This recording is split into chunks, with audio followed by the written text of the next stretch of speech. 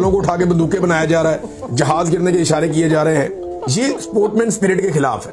देखिए, बहुत सारे पाकिस्तान में जो क्रिकेट लवर्स हैं वो विराट कोहली की बैटिंग बहुत पसंद करते हैं, बहुत, और करनी भी चाहिए कि दुनिया का वर्ल्ड क्लास बैट्समैन है, बहुत टॉप क्लास। अभी जो उनका लड़का अभिषेक खेलता है, क्या वो खेलता है भाई, जबरदस्त प्लेयर है।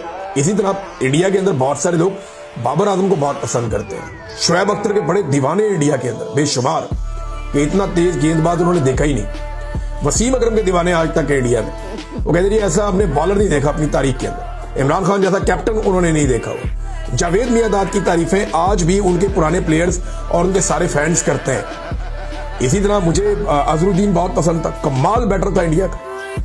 उसके साथ एक बड़ी जबरदस्त अजहरुद्दीन के दौर में आया था राहुल द्रविड़, मेरे ख्याल में one of the top batsman India की क्रिकेटिंग हिस्ट्री के अंदर। वो इतना टेक्निकली साउंड था कि मजा आ जाता था उसकी बैटिंग देखकर।